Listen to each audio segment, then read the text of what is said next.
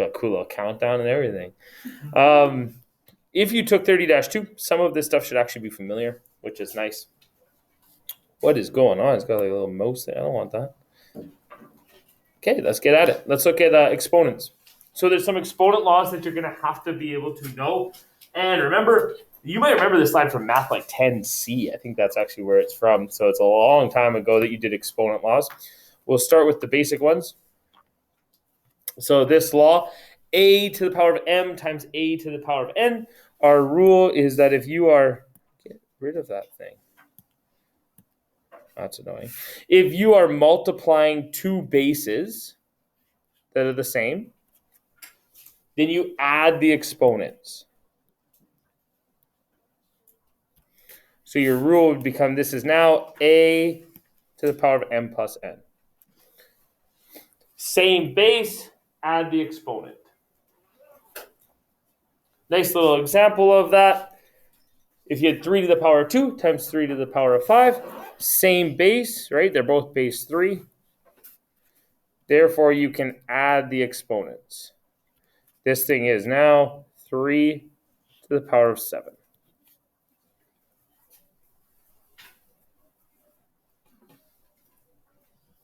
Next exponent law is our division exponent law. So if you have two bases the same and you're dividing, looking at this, bases are the same. Both bases are a. I am dividing. That's what a divided over a means. Then I can take the exponents and I can subtract them. So this becomes a to the power of m minus n. Dividing, subtract the exponents. The key for us is that the base is the same. The thing I'm underlining in purple, right? Like the big thing. If the bases weren't the same, we couldn't do that. An example of this, I got 3 to the power of 5 divided by 3 to the power of 2. Bases are the same. They're both base 3. Therefore, I can subtract the exponents. This becomes 3 to the power of 3. 5 minus 2 is 3.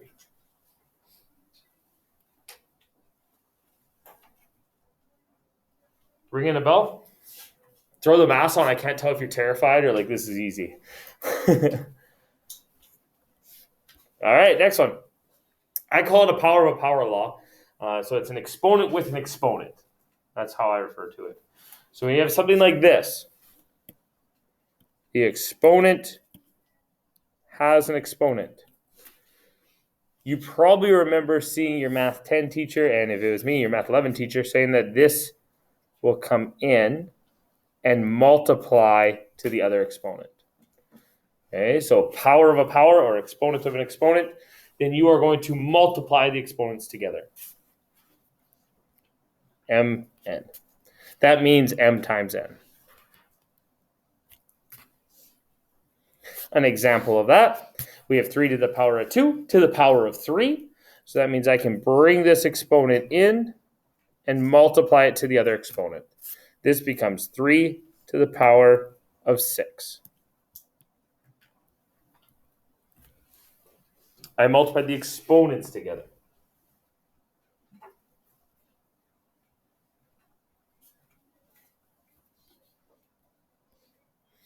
Couple random rules. Something to the power of 1, you don't write the exponent, right? So if you're looking at that first one, a to the power of 1 is just a, same thing. We don't write the ones. They're invisible. So you can just imagine there's a 1 there. Next kind of random rule. Anything to the power of 0 actually equals 1. So this rule right here, anything, no matter what the base is, if the exponent is 0, the entire power will equal 1. Anything to the power of 0 is 1. Looking over here, oh, that's not a good example of that. So if you had something like this,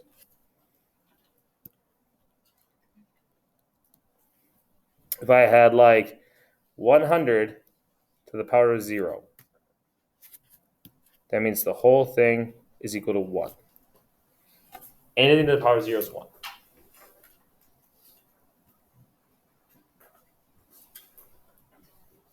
Sweet. Negative exponents. This is something that probably you didn't do a lot of in Math 10. You would have seen it, you would have done like a day or two on it, and then it kind of just goes away because we don't see a lot of it negative exponents. Same kind of thing happens in 20-1. You maybe saw a little bit, but you really didn't do much with it. Negative exponents do some interesting things. They actually end up moving where the base is, and you create a fraction out of it. So if you look at this first one, we have a to the power of -1. First thing I like to do is say this is a fraction. Everything's a fraction, right? So that's really a to the power of -1 divided by 1. I can divide anything by 1. It doesn't change it. The reason I like to do that is because if I have a negative exponent, which I have right here, right? Negative exponent. Then I take the entire power and I move it to the other side of the fraction. So it was on the top of the fraction. I now need to move it to the bottom of the fraction. By moving a negative power, it turns the negative exponent positive. So this becomes 1 divided by a to the power of +1. It changes from negative to positive. Notice that it's just the exponent that changed. Right? The base didn't change. It didn't become -a. Right? The exponent changed. Examples of how this will work. Looking at that guy. I have 2 times x to the -3. Here's my power with a negative exponent. The 2 is not part of the power. It is 2 times x to the -3.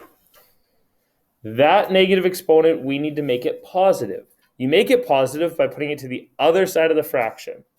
If there is no fraction, make a fraction.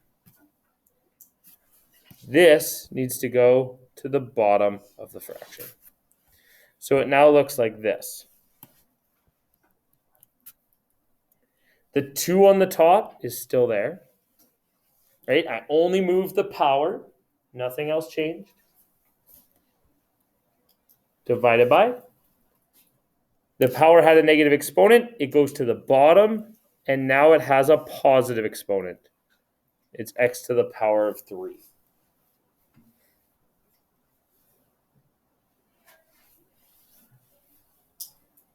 All right, questions I usually get when we do that.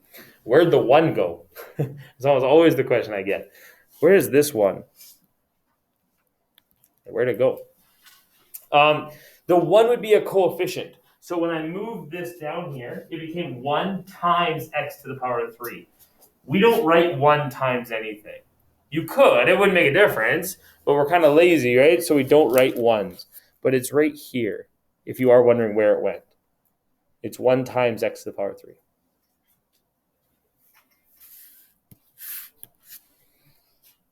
That's going to be an important one for us, this ability to move negative exponents around. So if you're like, oh, I'm just not sure, now would be like a real good time to ask.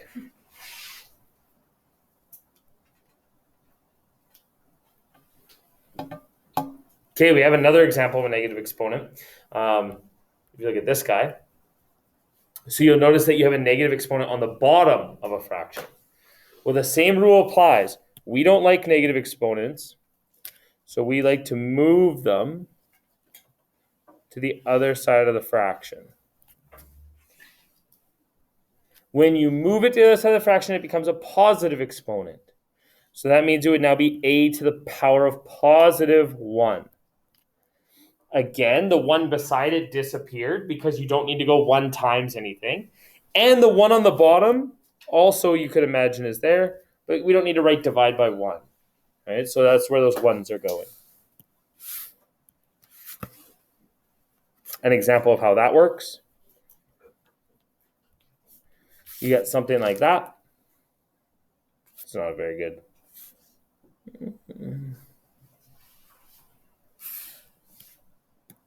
I'm going to do a different one.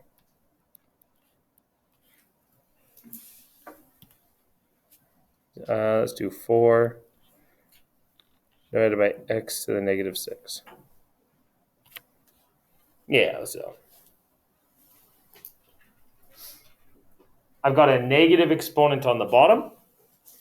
I can take that negative exponent and that entire power, and I'm going to move it to the other side of the fraction.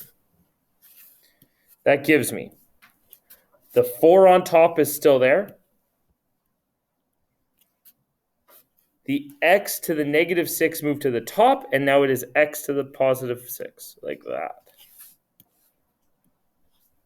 4 times x to the power of 6. Negative exponent to positive.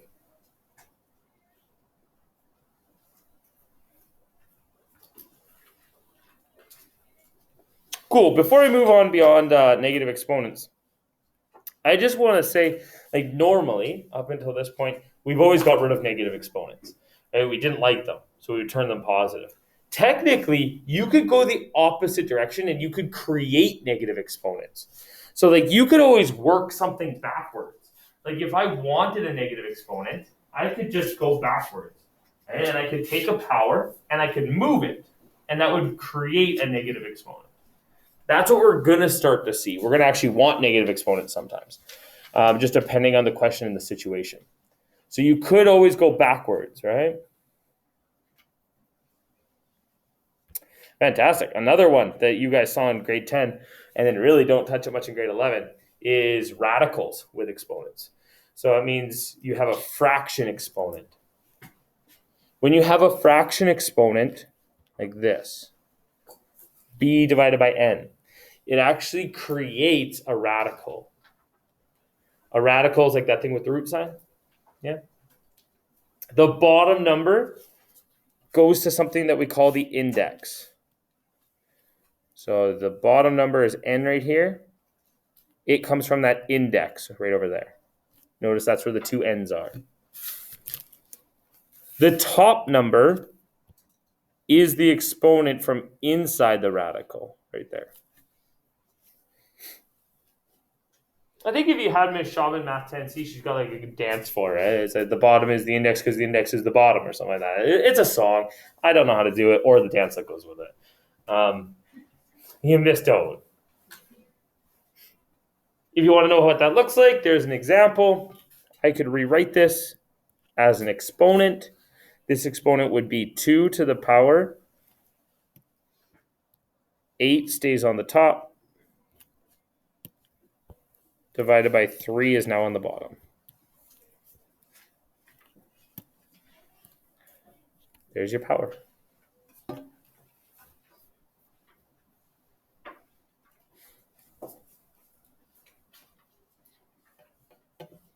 Beauty. I think there's some other examples. I'm not going to stress about those. I'm just happy to go through those rules, and we did examples for all those rules, so I'm happy.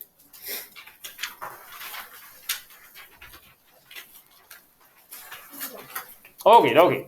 Let's get into something called exponential functions. I actually love exponential functions. Exponential functions are like, if you took 30-2 with me, you did lots of exponential functions. The reason exponential functions are cool is because they actually apply in real life. So you'll see them in all kinds of places, usually in like population growth or investing accounts, like stuff like that. What an exponential function is anytime you have something that's getting multiplied like over and over and over again. So like, for instance, interest payments, right? Like you get a loan for a car or something. They're going to charge you interest. They're going to multiply your account by a number over and over every month, right? That's called exponential. It just keeps getting multiplied by something over and over and over again. In math, we write it like this. This is our general form for exponential. We have y equals b to the power of x. Where b is the thing that we're multiplying, and x is how many times we multiply it. We're going to just look at these things, graph them a little bit, and see if we can't learn a little bit about what they look like and how they act.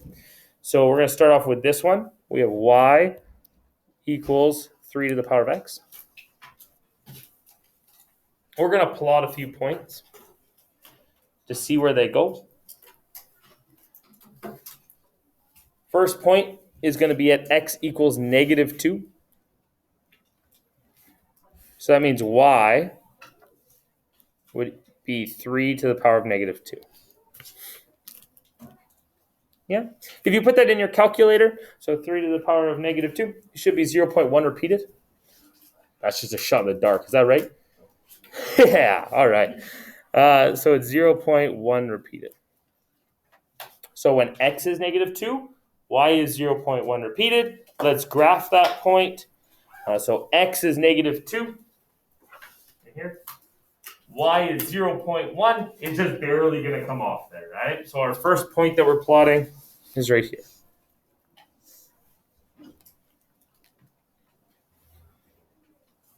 Second point that we're going to plot. When x is -1, we have to figure out what y would equal.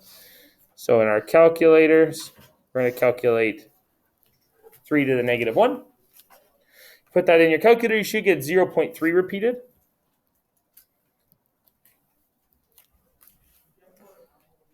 So if I wanted to graph it, it would look something like this. Slightly above where our 0.1 was. It's really hard to do those decimals. I've definitely gone up a little bit too far. But hey, teach your own. As long as you're somewhere in that range, you should be good. The next one is going to be an important one for us. It's when x is 0. So if x was 0 in an exponential function, it doesn't matter what that b value was because anything to the power of 0 equals 1. That means I have a point right there. 0, 1. It didn't matter what b was. In this case, it was 3 to the power of 0. Didn't make much of a difference. We do a couple more here. I have 3 to the power of 1 would be 3. I have 3 to the power of 2 would be 9. And I have 3 to the power of 3 would be 27. So if you plot those points, it would be 1, 3, 2, 9, and 3, 27 is going to be way off our chart. You don't even need to put it. If you're wondering where it would go, it's way up here. Way off the chart. Yes, sir. Is the y-intercept always going to be 1? Yeah, because of that to the power of 0.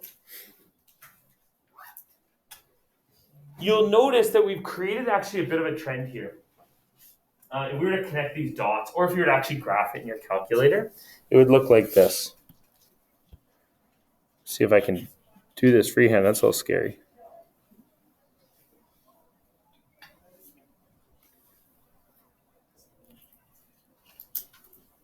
Like that. So if you were to put that in your calculator, that's what you would see. You'd see that curved line. Notice that I put arrows on the end of my lines. Notice that I never crossed the x-axis. I drew close to it, but I didn't actually cross it. I just have an arrow that's going beside it. That is an exponential function. It is called exponential growth because as you go left to right, it grows. It goes up really, really fast. Right? Exponential growth.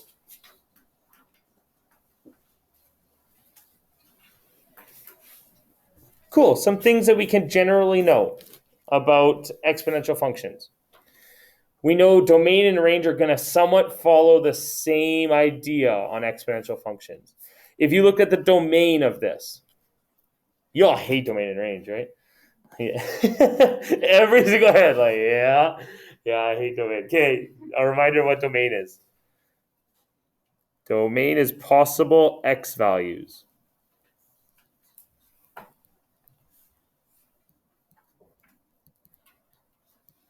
I've never heard a math teacher use that terminology before as possible x values. So maybe I'm wrong, but hey, it works in my mind. And to me, it's what x values are actually possible. So what I mean by that is if I look at my graph, is there a spot on this graph where x is 0? And you would say, yeah, like this spot right here has an x value of 0. Right, that spot.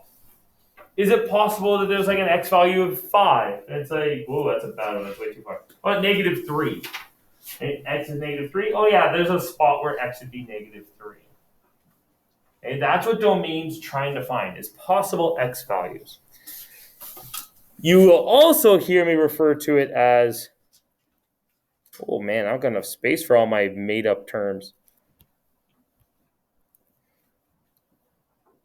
Let me put an arrow there. It's how far left and right a graph goes.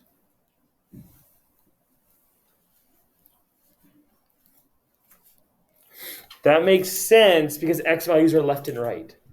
And like that's why it's like how far left, how far right. Yeah.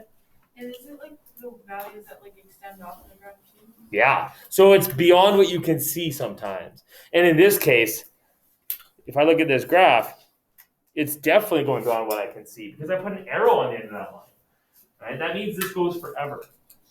So when I say what's the domain, I'm saying how far left does this graph go? How far right does this graph go?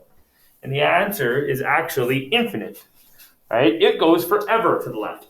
This arrow never stops. It would keep going. If you made your graph bigger, it just keeps going. And it actually goes forever to the right as well.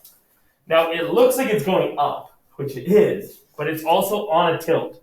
Like it does keep going further right. So this is actually on an angle. It's going up and to the right. The way we express that domain, so we're going to use set builder notation right now. That's what we're familiar with. So you would go D colon. That means domain is. And you put a curly bracket, which mine never look like curly brackets, just squiggles. Then you go X bar. What that means is it means X value such that. So you're saying domain is X values such that, and then you give the rule for your X values. You say how far left do they go, how far right do they go. If they go forever to the left and forever to the right, you describe that as XER. That means that the X values go forever left, forever right. There's no rule on what they can be. And you still want that extra bar next to the R there. Yeah, I like that awkward R. It always reminds me of like Team Rocket from Pokemon. Yeah? No? Just me? Yeah. Right? It's like, it's a weird looking R. If you've ever seen someone do it properly, it doesn't look like mine. But it supposed to be like thick on this? yeah, it's actually a Greek letter, I think. I can't record myself making up lies. So domain is like X values, left, right. Range is Y values, which would be up, down. So it's the same idea, but now you're going up and you're going down. When we look at these exponential functions, we're talking possible Y values.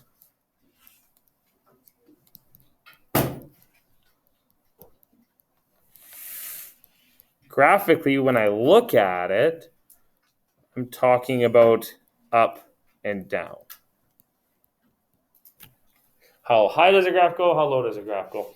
I really should put, I don't like saying it this way, but mathematically, it makes more sense. You're going to go down, up.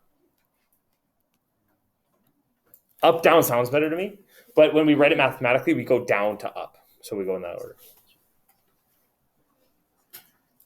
All right, exponential functions look like this. So if I asked you, how low does that graph go? It actually does have a limit. Remember that I explicitly said it doesn't cross this x-axis. Because it doesn't cross that x-axis, that means my y values will always be above 0. It'll never go below. That's a restriction on your range. When you look at the up part, it does go up forever. Right? This thing would go off into infinity up. So to explain that using set builder notation, you would go R colon. That means range is curly bracket. So best, I've been doing these for like, I don't know, 20 years of my life. And that's probably the best curly bracket I can make. It's just awful. Yeah. You'd think. The good teachers can do them. You go y such that. So that's y values such that. And then you're going to give your rules. Our rules was that y was going to be bigger than 0. Okay? The way we say that, you're going to go 0 is less than y. It's a little backwards from how I was saying it, right? The reason we put it in that order is because if there was an upper limit, the upper limit would come after the y. But because there's no upper limit, we do how far down can it go? And then you put y, and then you go comma, and it can be any type of number, y-e-r. And then you close that curly bracket. That would be the range of your exponential function. Yes, sir? Could it never be equal to 0? Good question. It is not equal to 0. It will always be just less than or greater than, depending on the question. The reason why is because these exponential functions, the way we have them now, have something called an asymptote. So asymptotes were lines you couldn't cross, right? You would have learned that in 20-1. This one has an asymptote right here on the x-axis. I believe that's the third little bullet there. Where's the asymptote? The equation of the asymptote would be at y equals 0. Right? That's a horizontal asymptote. It can't cross that line, meaning that my domain and my range would have to be above that, never equal to it. Yep. Are asymptotes always horizontal? These ones are horizontal. We will get vertical ones as well in the future. There's no vertical asymptote here, though. And we've already kind of like alluded to it a little bit here. The x-intercepts and the y-intercepts. This thing will have no x-intercepts. Reason it has no x-intercepts is because there's an asymptote there. You can't cross it. So if you can't cross it, then you can't be intercepting it. Makes sense. Second thing that we already kind of alluded to, Owen pointed it out, the y-intercept. This thing does have a y-intercept. It is at 1. You could put that as 0, 1. That's where your y-intercept is. Again, the reason it was there is because anything to the power of 0 became 1. Cool. That's an exponential function.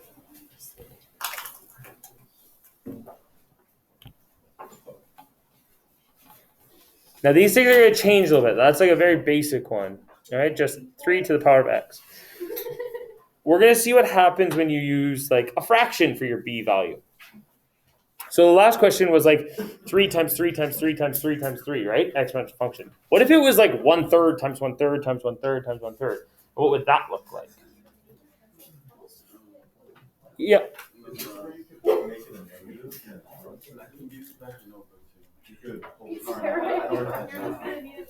Sorry, what? I can't hear your question. Okay.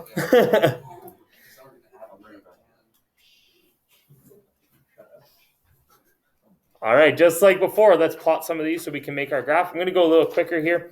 If you did 1/3 to the power of -2, all right, so x equals 2. Make sure you put brackets if you actually want to try it in your calculator, but you should get that it equals 9. If you did x equals -1, you should get 3. If you did to the power of 0, you should get 1. If you did to the power of 1, you should get 0.3 repeated. If you did to the power of 2, you should get 0.1 repeated.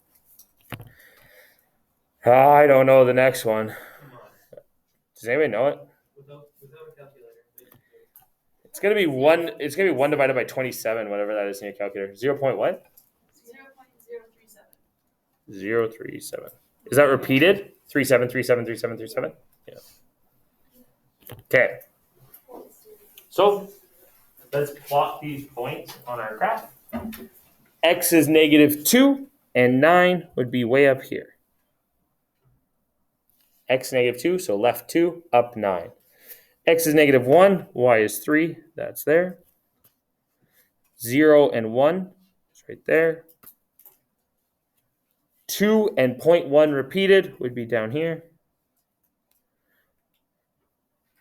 Sorry, that was 0.3 repeated, then 0.1 repeated, and then 0.037 repeated. And you can see my numbers are going to get really, really small, but they'll never actually hit 0.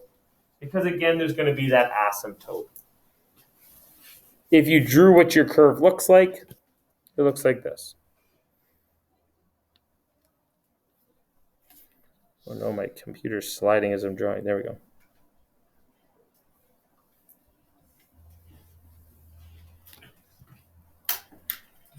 Did you re-push play? Yeah, it did. You save somebody who's going to look at this one day.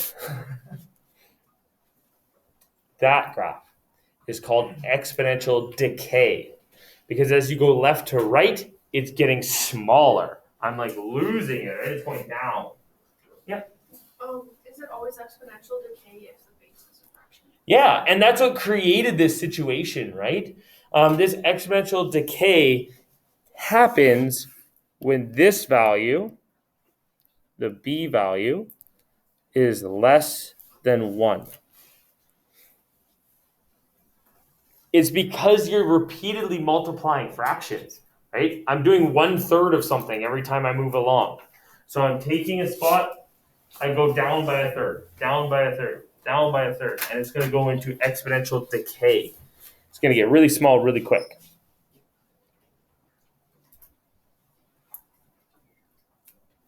Cool, let's fill out the sides. So domain and range. The domain's not going to change. The domain's actually the exact same thing. So D is curly bracket X such that XER. It's the exact same because that graph goes forever to the left, forever to the right, just like it did before.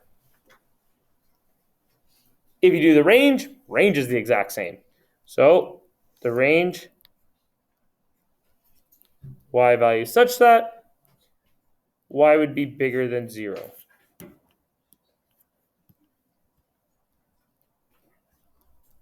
And then YER. It's the exact same domain and range because the graph goes forever left, forever right, forever up, forever down. It's just decaying this time instead of growing. So like every single exponential graph has the same domain. I'm going to try my absolute best to avoid like absolute statements like that because there's always going to be a case where that doesn't happen. Like there's going to be so many times where it's like, but what if this happened, right? And it is possible we could see something else. Now, with that said, when we have basic exponential growth and decay, it'll almost always look like that. So you will see a lot of these domain and ranges, especially the domain. You'll see a lot of those domains. X-intercept and y-intercept also aren't changing. There's no x-intercept again.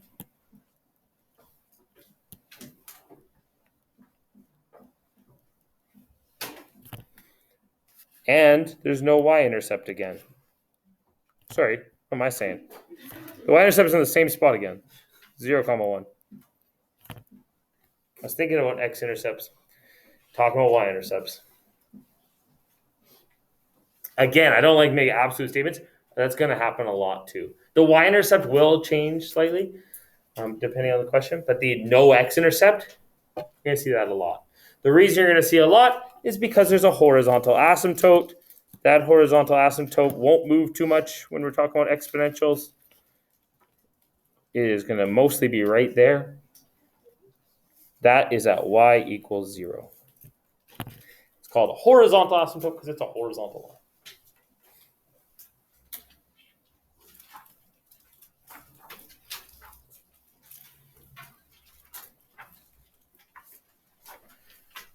Okay. Here's 2 more examples. where they've actually drawn them for you. You can see what it looks like in your calculator. So if you drew 2 to the power of x, there's exponential growth. Your calculator should look like that. If you wanted to see exponential decay, here's 1 over 2 to the power x. It goes down. Domain ranges, x-intercepts, y-intercepts, all the same as what we just did on the previous 2 slides. And we kind of just broke down how those points and those lines got drawn.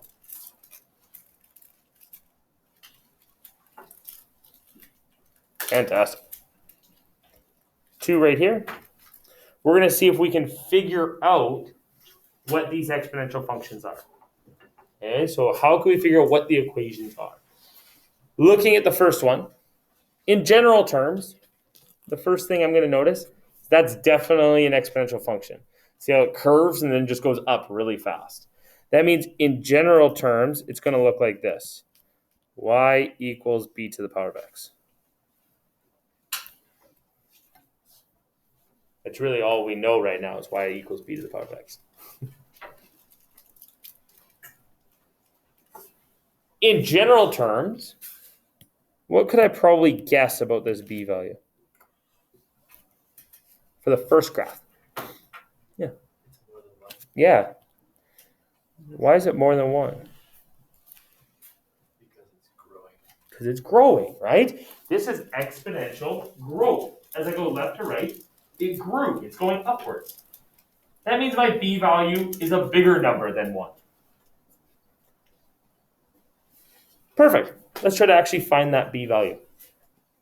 Okay, so to find that b value, my strategy is to look at this graph and see if there's any points that we know.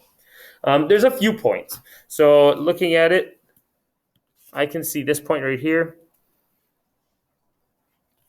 this point up here. That's about it. I could probably guess on this one. Definitely looks like it's at 1, right? These points, if I was to write them out, this one's at 2, 16. This one over here is at 1, 4. And this one down here is at 0, 1.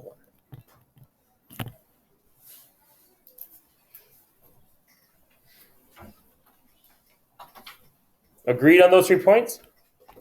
All right, one of those points is going to make our lives very easy and help us out a lot. This one. 1, 4 is going to make our lives real easy. The reason why is I'm saying if you took an exponential equation and you changed x to be 1 and y to be 4, it should look like this. 4 equals something to the power of 1. Right? If I changed x to be 1 and y to be 4 and put it into my general equation, I could then probably figure out what b is. What do you think b would be? 4.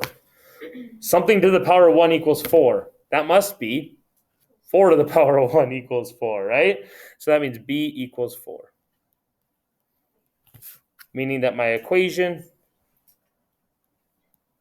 is 4 to the power of x.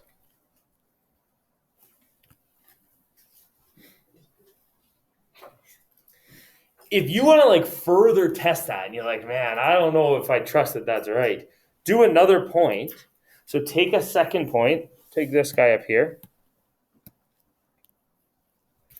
and try that one out. So if you put that point in, that would be 16 equals b to the power of 2. To figure out b, you could square root both sides, and you get 4 equals b. Right? It works again. Or even just logically speaking, something squared equals 16. 4 squared equals 16. Either way, you should have got that this equation is y equals 4x.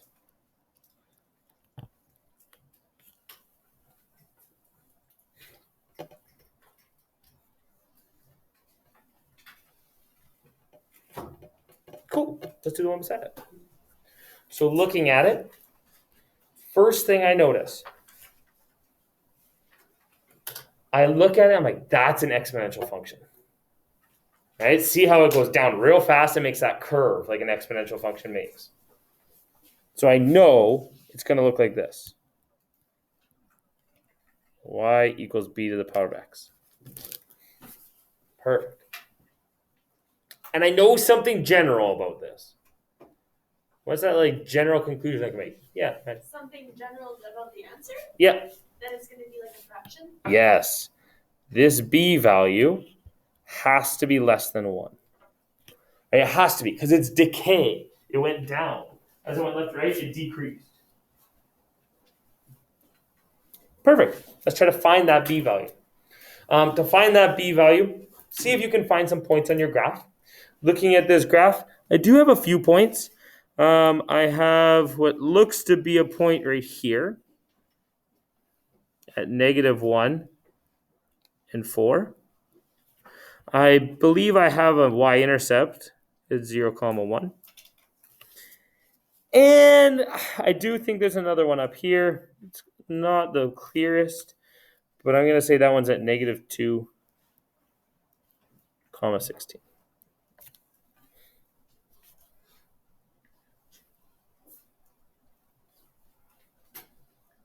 All three of those points could help you figure out what b is. The one I'm going to use is -1/4, or -1, 4. The reason I'm going to do that is because if I'm using -1 as my exponent, 1 as an exponent is pretty easy to work with. So it should help me out in kind of manipulating what I need here. I'm going to go to my general equation. I'm going to change x to be -1. I'm going to change y to be 4. So it looks like this. 4 equals b to the power of -1.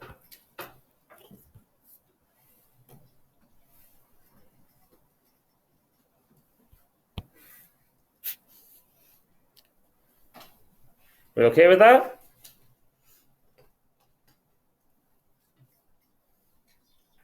Awesome. Now, I've got to try to figure out what b value would actually make that work. Different strategies that you could use here. I actually don't know.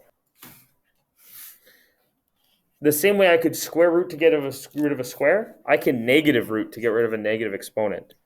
So I did -1 root of both sides to get rid of that -1 exponent.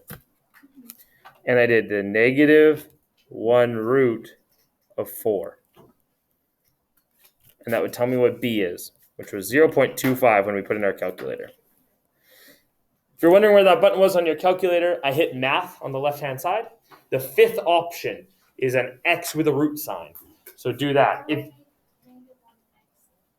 you have like an old calculator that doesn't let you do like the little thing in there, then you actually have to type -1 first before you hit that button. So on your home menu, you hit -1, then math, fifth option, and then put in the 4. I keep getting You're getting -4 on your calculator. Yeah. Intriguing. In all honesty, that's how I would do it now. Now that I'm like confident that you can negative root things. But there is another way you could do it. You could try to like work with that negative exponent and move it around places, and try to like figure out what could go in for b to actually make it equal 4. It's not going to be fun though. So I think that's the best way, and I'm not even going to go to the other side. That's just going to confuse people. So get rid of the root. Same way we get rid of square roots. Just do the -1 root. Yeah. Can't you just do like the exponent one, just like put 4/1? Yeah. Or 1/4. You 1/4. Yeah. Which is what I was saying, like you could do. So if you had this, 4 equals b -1, like that. That's the same thing as saying 4 equals 1/b to the 1. Like that. Which gets us to the next part of our lesson, because it's like, how do you solve that thing? You might just have to know that it's going to be 0.25, 1 divided by 0.25, which would be hard. right?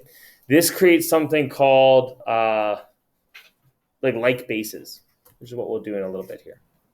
So you want to solve things with like bases. I would stick with this method. That's like the way to go.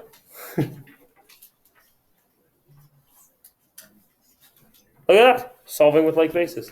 Perfect timing. Yeah. Do you want the final equation to have the decimal or the fraction? That's a good question. You could do either. So this is the same thing as 1/4, right? Same thing. Both answers are good. I don't know why I'm over confusing this. It's actually not that bad. You just multiply it by b. Right? And then you have b4. And then you just divide by 4. It's just that's going to be harder. Teach their own. All right.